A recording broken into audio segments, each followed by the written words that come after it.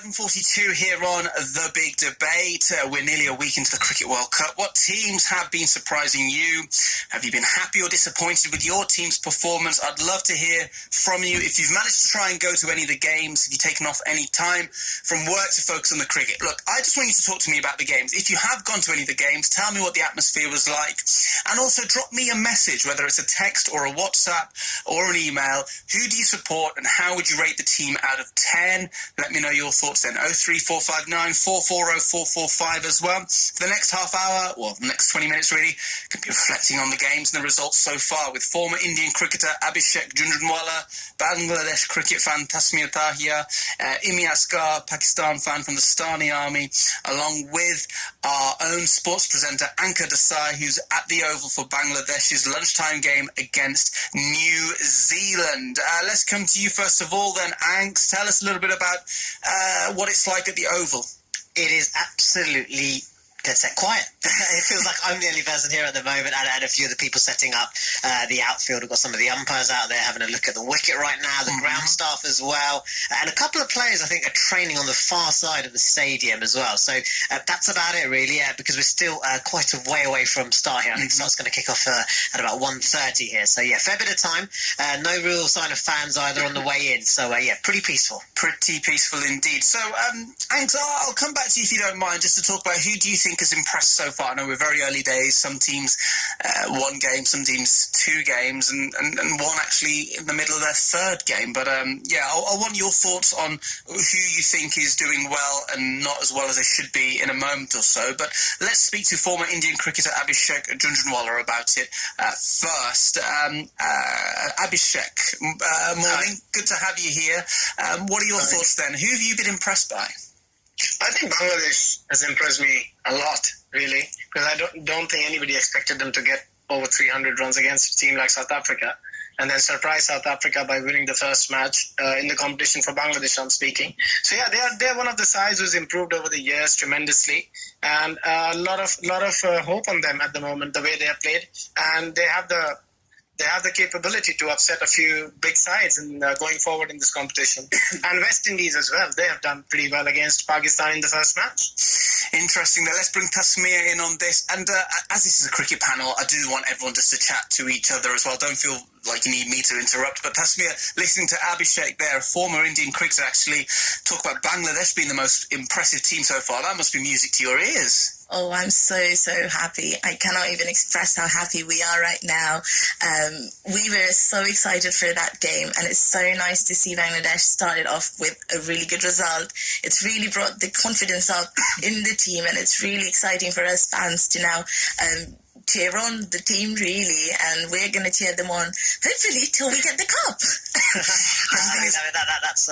That's going to be very wishful thinking, I've got to say. But at the same time, well, I agree. I agree. I've been impressed with them, and I'm going to be watching them today. And I think they are probably the team who many people are saying, oh, they're the surprise package, so to speak. But I don't think they're a surprise package. I think that does them a disservice because they've been so good in the Asia Cup. They've just lost narrowly in thrillers to India, and they've got a good record of knocking out bigger teams in the World Cup. They knocked out England last time. So yeah, I think that a game against New Zealand today is a tricky one to pick. Imran, let's bring you back in on this. Imran from the Stani Army. I mean, first of all, thoughts on Pakistan? I mean, obviously that England match, incredible, but to start with, you must have been so disappointed. Well, sort of coming up to Nottingham for that game, and we were full of enthusiasm. And what was it? A couple of hours later, it was completely deflated. We thought, I mean, what was actually happened there? But we fought back on the England game. So, and against all odds, I mean, everyone sort of expected us to lose, and Pakistan sort of turned up. So this is Pakistan cricket for you. We don't know which team's going to turn up, when they're going to turn up. And you know what? That's the greatest thing about Pakistan cricket. the rest of the teams must be quite boring to follow, I guess. Anks, what are your thoughts on that? I mean, listening to Imran there. They are the Jekyll and Hyde team, aren't they? You never know what you're going to get with them, and they did lull everyone to a false sense of security. But the problem with Pakistan is they've got world-class players. It's just when they decide to become world-class, that's the problem with Pakistan sometimes. But what they're capable of as well is going on a run, like they showed in the Champions Trophy 2 years ago. They got through against Sri Lanka, beat England in the semi-final, and then smashed India in the final itself. And they are a big tournament team. They have won a World Cup before, so they've got pedigree and history on their side. It's about consistency, and I think this tournament is going to reward teams with consistency, and I think that might be crucial towards the latter end of the tournament. Tasmia, what were your thoughts on all this, particularly with Pakistan? I think Pakistan have always been that surprising team. You never quite know what you can expect from them on the day. So it's been really exciting to follow their rise after what happened in the first game. And I also support England very dearly, so it was not fun as an England supporter to watch, but at the same time, I think it's good for world cricket when the World Cup is quite an exciting contest, and we're having fun. I think it's going to go down to the last few matches for us to decide the 4 semi-finalists, so that's always a rewarding experience for a cricket fan. Abhishek, let's bring you in on your thoughts on Pakistan, first of all. Yeah, I think it's a great side, as Ankur was mentioning. They're a side with world-class players with a lot of talent, a lot of potential. It's just about, can they do it over a longer period of time? Can they be consistent in this World Cup? So that's what you would expect from Pakistan, that they can be on and off. Someday they would turn up, some they won't.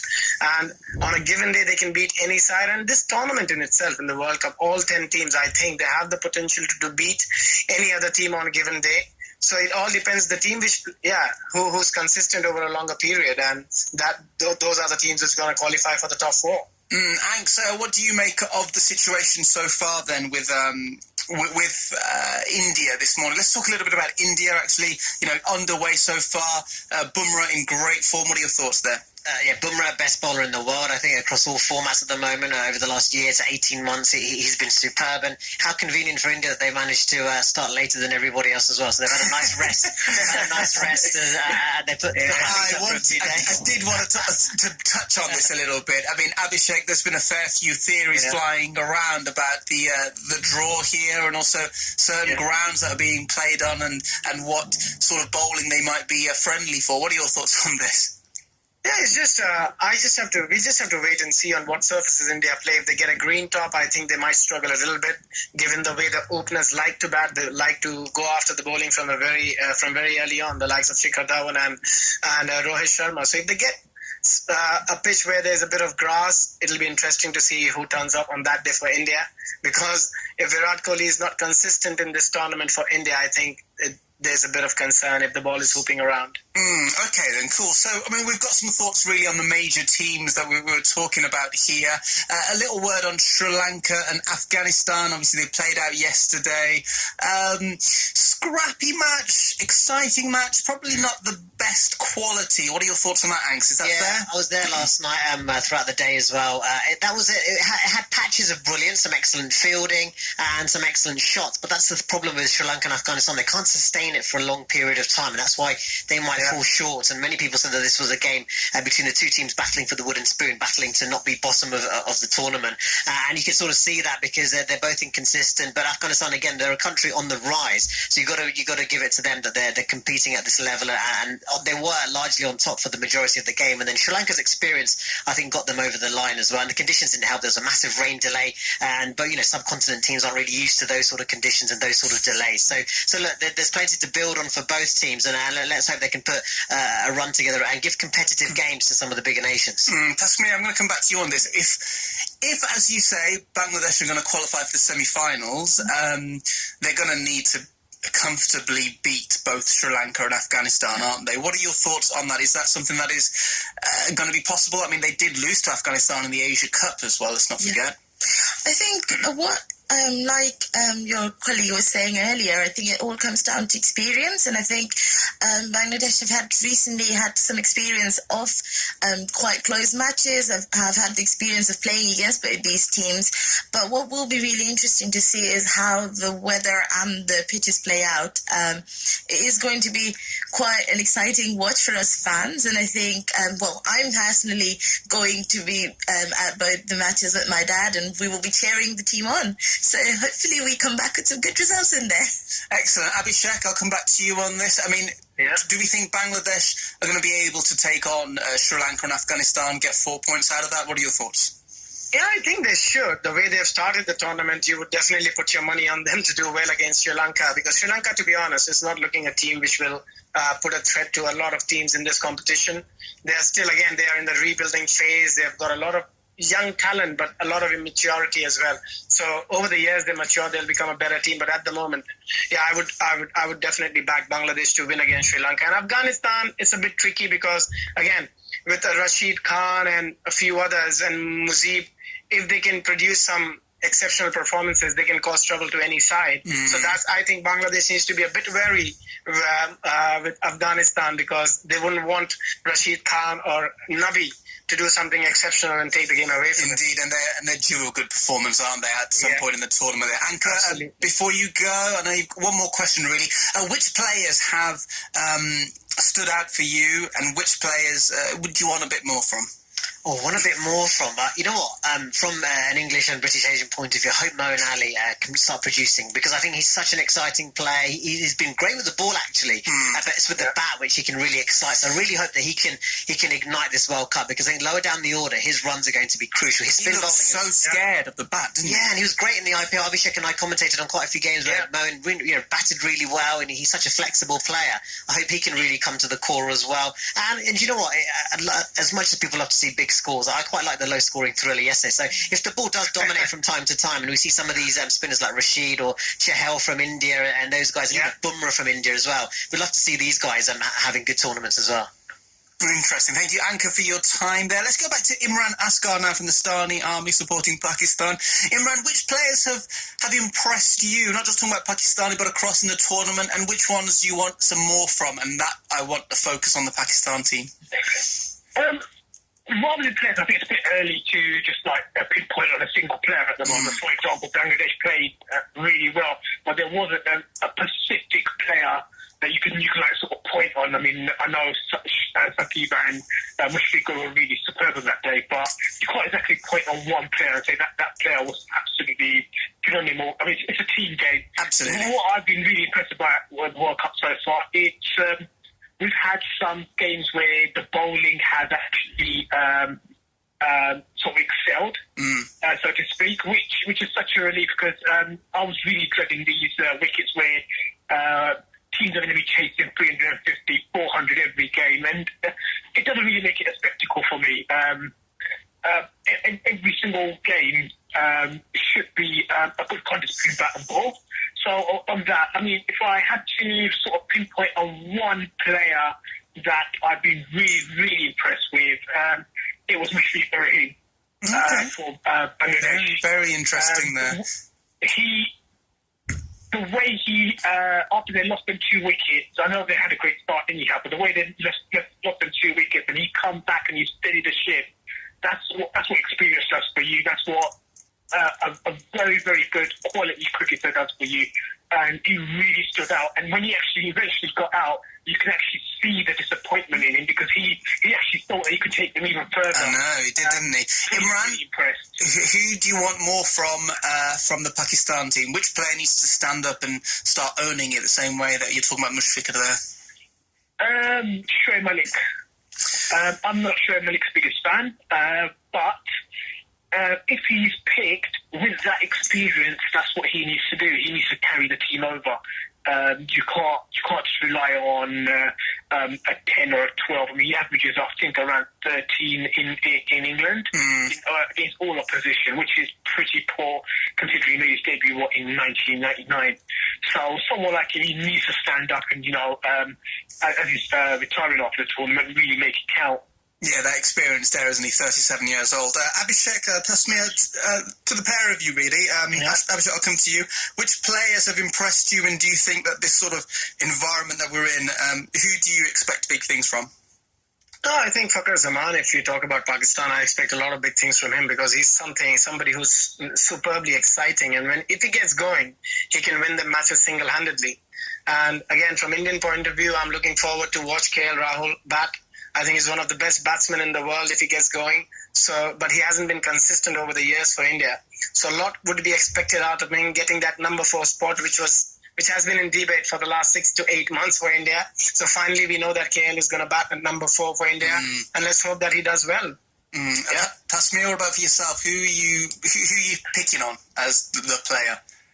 I think Ben Stokes is one of my favourites so far. I think he's in very good touch. I mean, did you see that catch? Who hasn't seen that? Everyone has seen it. Yeah. And I think, but at the same time, you almost don't know what you've seen because it was just so magical. I think he's been an all-round surprise package for everyone to enjoy. And obviously he's come in with stories of his own, so it would be really nice to see him really excel with cricket and really just put hush all the critics.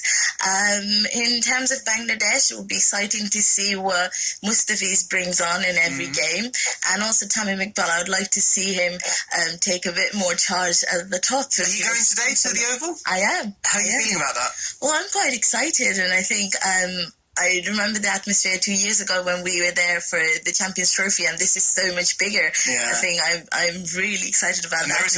There is a bit of history between the two of them. Obviously, that amazing partnership between Shakib and Mahmudullah. Yeah.